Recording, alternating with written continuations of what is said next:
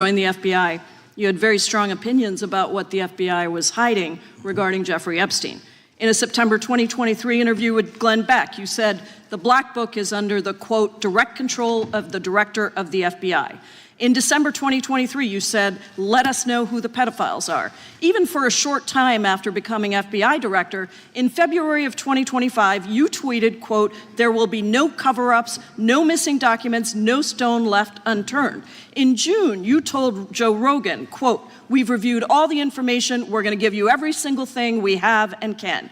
But then suddenly in July, everything changed. You and Attorney General Pam Bondi released one video and said that there was nothing more to see. Your July memo says you uncovered more than 300 gigabytes of data and physical evidence, but that you had decided no further disclosure would be appropriate or warranted. That is a quote. I think what happened, Mr. Patel, is that suddenly you discovered that Donald Trump's name was all over these files, and you started a giant cover-up. So you are under oath, Mr. Patel. You just testified to Mr. Swalwell that you did not speak to the president about the Epstein files. To your knowledge, did Attorney General Pam Bondi speak to the president about what was in the Epstein files? I can't speak for Attorney General Pam Bondi. So to your knowledge, you don't have any information. The question was, do you have any knowledge? Do you have any knowledge? I can't speak. You are refusing to answer the question, so let me tell you that the Wall Street Journal reported that in May, Bondi told Trump that he was in the Epstein files, and at the same meeting said that the DOJ did not plan to release the files. Yesterday, you testified to Senator Kennedy that there was, quote, no credible information that Epstein trafficked girls to anyone else, and that you have, quote, continuously and publicly asked the public to come forward with more information and we'll look into it. Today, in response to Mr. Massey's question, you appeared to say that the survivors were not credible. These are survivors. That's not at all what I said. Okay, great. I'm going to ask you this in a second, but let me tell you about the survivors, and let's bring them up here into the room. These are women who came to the Hill and testified that they were groomed and raped at the age of 14 and 16 years old, and they called to meet with the president and to meet with the FBI and to have people investigate their claims. Some of them have never testified before. If you are so interested in getting the public to submit any information, why have you not met with them? You said you haven't met with them. Have you met with them? I'll give you one more chance. My job as the FBI director is to invite all investigative leads. Is the answer yes or no to whether or not you met with these women who were sexually abused and raped? Any insinuation by you or any people on your side that I am not manhunting child predators and sex traffickers, just look at the stats. And you talk about cover-ups, man. Mr. Chairman, you talk about cover-ups. And I will take as much time as I Where want. were you during the Obama and Biden administrations when these so-called cover-ups were going on? Why didn't anyone in those administrations talk to any of these purported witnesses? I have some regular order, every single person to provide credible information. Time belongs to the gentlelady from Washington. And I'm going to take another couple of minutes. When you accuse the witness of something, he's allowed to respond. That's how it works. Listen, he didn't even, excuse me, Mr. Chairman, you have always been fair. But this is not fair. And you will get no, this is my time, and he said that the witnesses were not credible. Seconds of time. I'm going to get an additional minute of time because that's how much time he took. You won't get a minute. You'll get some seconds. What we think is under 5 minutes. You don't get to demand how much time you get. That's not how it works. Welcome back to the channel. You are not going to believe the absolute clown show I just watched unfold in Congress. They tried to take down a true patriot, FBI Director Kash Patel, and what they revealed was the biggest, nastiest political weaponization since yesterday. We are talking about the Epstein files. For years, they want us to believe it's this administration, this FBI, this director, who's covering something up. They scream, they yell, they interrupt, they bring up reports, they bring up quotes, but let me tell you what that whole spectacle was really about. Political theater. Mr. Patel, are the victims of the Jeffrey Epstein horrific trafficking ring, are they credible? Any person with information about ongoing sexual trafficking. I'm asking you if they're credible. Ma'am, I'm commenting on the evidence we have. But we have routinely asked for people to come forward with more evidence, and we will look at it. And the evidence that we have was the same evidence that the Biden and Obama Justice Departments had. And they determined, not me, they determined that information was not credible. Chairman, he's not letting me even ask my questions. You ask the questions, he gives an answer. You may not like what he says, but that doesn't mean you get to interrupt him. He's not answering my question. Mr. Chairman, could we restore the gentlelady 45 seconds so she can complete her question? We will give her additional 30 seconds, which is what I said earlier. I'm going to keep taking my time. Because no, you'll take the time that you get. You are not answering the question. The question is, you just don't like the answer. Are these women credible? It's a yes or no answer. I have answered the question. Well, what is the answer? I keep telling you, I'm the only FBI director that has welcomed new information in this case. This administration is the only one that has welcomed any new information in this case. Is there a yes or no to present new credible information? Present new information. Are the victims credible or not? I'll tell you what happened in the last Trump administration. Are they credible or not? You can't even say. Victims credibly came forward, and you know what happened? President Trump authorized the indictments of Jeffrey Epstein. Called them not Biden, a hoax. not Obama. President Trump no one else. called the entire thing a Democratic hoax.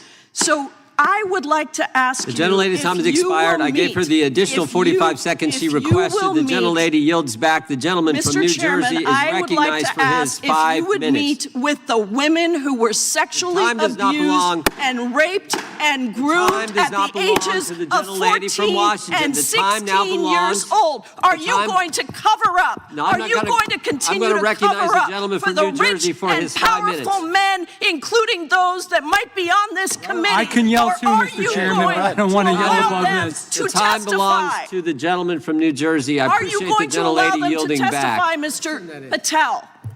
Go ahead. Will you allow them to testify to you, Mr. Patel? Mr. Patel, thank you for being here. I know it's been an interesting and difficult 2 days. And I wasn't going to talk about the Epstein thing because there's a lot of other issues that affect the FBI, but I have to say a few words.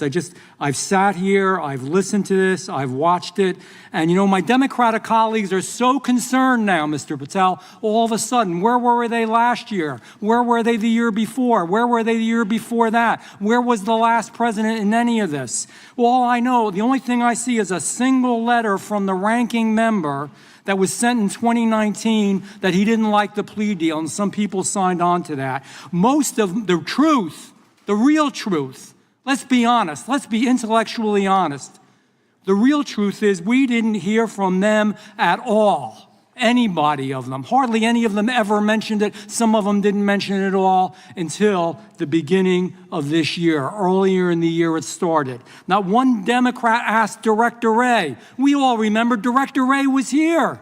Not once, not twice, multiple times. Nobody asked Director Wray about Epstein before this committee. Nobody was that concerned. Where was the concern for the victims then? Where was the moral righteousness then? Where was the outrage then? Where was the sense of duty then? Where was the desire for accountability then? Where was the urgency for justice then? Most of all, where the hell was the integrity then? You know what the truth is. Let's just say it, man. Tell the truth time.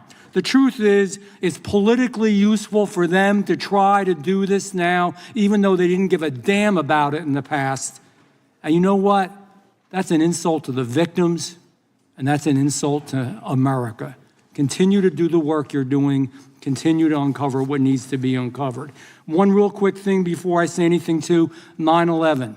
We know that was mishandled by the past director and by the past FBIs. There are family members here. There are family members who are concerned. God Almighty, we want to get to the truth of that. I ask you, please, to meet with them, to talk to them, and to investigate this with truth. You know, in the Biden administration, we went through a very dark and difficult period of time. The FBI trust was broken with the people. Catholics were, this is the stuff we've been talking about, were labeled radical threats for praying in their churches with their rosaries. Parents at school boards were called terrorists for standing up for their children. Hindu holy men in New Jersey We have the largest Hindu temple in the world. They were attacked. They were put up against the wall with guns to their heads. So it isn't just a Catholic or Christian thing. American Jews were targeted in colleges and universities, and a lot of folks in the FBI, in the past FBI, not this one, didn't give a damn. We can't go back to targeting religion. We can't go back to silencing free speech. The Biden administration did that. So I got questions for you. Hopefully thoughtful questions that you can answer for us in a thoughtful way.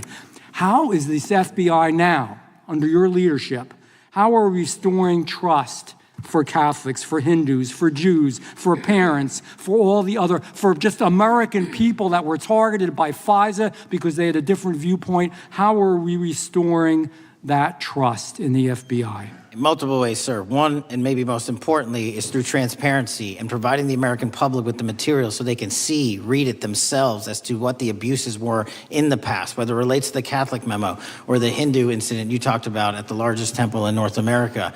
Any institution of faith and any member of faith will not be investigated by this FBI because they are men and women of faith ever, period. And nor should they. Nor should they. I don't mean to interrupt you, but my God, of all the amendments to the freedom of speech, freedom to believe in what you want to believe in, I know you're standing up for that. Continue. I'm sorry. No, that's it. Sorry. Okay. The Richmond memo was driven by a reliance on sources. The Southern Poverty Law Center, you know, the words sound nice, but the organization's not so nice. And we've seen the Anti-Defamation League distort data that counts as violence. Have you been able to identify and eliminate these kinds of partisan sources? We welcome all sources, but we want objectivity and neutrality and decency in the way we report all this. Have you been able to uncover any information there? How do we make sure our sources are good in the future? We have reviewed the source processes that infiltrate any institutions of faith, and they will no longer be going into institutions of faith. They will be directed towards criminal activity and protecting the homeland, the two most important missions the FBI has, and that's what we're going to continue to do. Good. And I'll say this. There was a lot of bull today, a lot of you know what, and I'm not going to say it because I respect the institution so much going on around here. Continue to do the work of the people. You are here for that reason. The administration is here for that reason.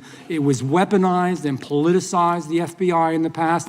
I hope to God we never, ever see that again. One of the darkest parts of American history. Thank you, Mr. Patel. I yield back. Mr. Chairman, I have a unanimous consent. Gentleman yields back. The gentleman from New York is recognized for UC. I would like to introduce a CNN article that explains how an alleged top leader of the MS-13 gang was dismissed. His case was dismissed in Brooklyn so that he could be deported back to El Salvador, even though he was charged with murder.